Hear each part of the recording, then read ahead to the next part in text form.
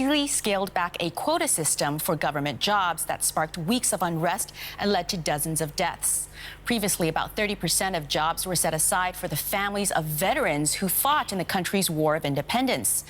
It's not yet clear how the demonstrators will react to the new ruling, which reduces that quota to just 5%. The students had been relentless in their demands. They had been protesting for weeks against job quotas that blocked more than half of the government jobs for them. The students had called this distribution discriminatory. But now the country's top court has given a ruling that almost scraps the current quota system. Now 93% of the civil service jobs are open for graduating students. But this decision has come at a huge cost. The initial protests against the High Court ruling that reinstated the quota system were mostly peaceful.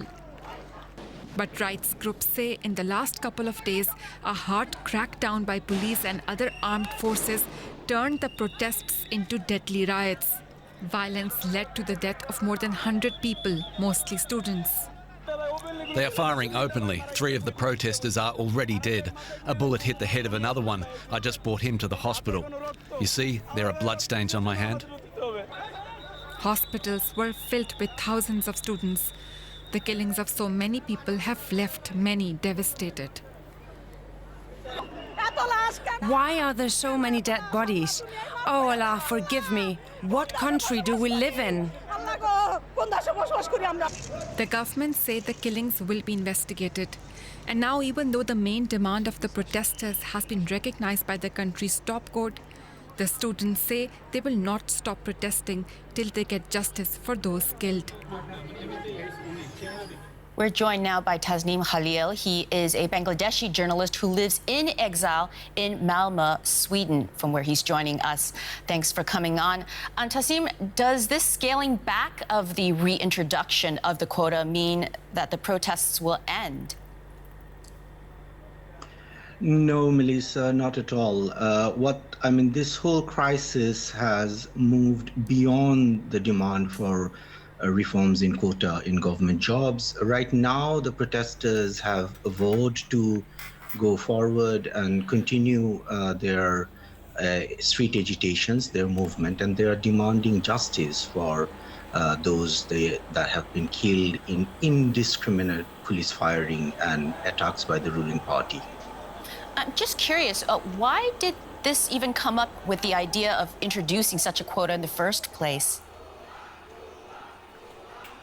Well, there are some historical context to it, which is pretty long. I'm not going to go into that. But the quota system in Bangladesh, specifically the one where government jobs, cushy government jobs are actually handed out to the descendants, children and grandchildren of people who fought in the liberation war of Bangladesh, that over the years became a tool at the hands of the ruling Awami League for maintain a patronage network. It's just by, they want to sponsor and reward the cronies that are loyal to the ruling party. And that is exactly why the students, the general students, are actually calling this out and saying this is absolutely discriminatory and this is not acceptable in a democratic modern society. So what impact might this decision have on the country politically, particularly on Prime Minister Sheikh Hasina? Melissa, what has happened over the past few days is that a government has declared a war against its own people. And we have seen, now we have seen footages of indiscriminate shelling and firing from helicopters, for example. What happens in war zones. I really don't think that Sheikh Hasina's government has the legitimacy to continue the way it has been continuing for the last 15 years.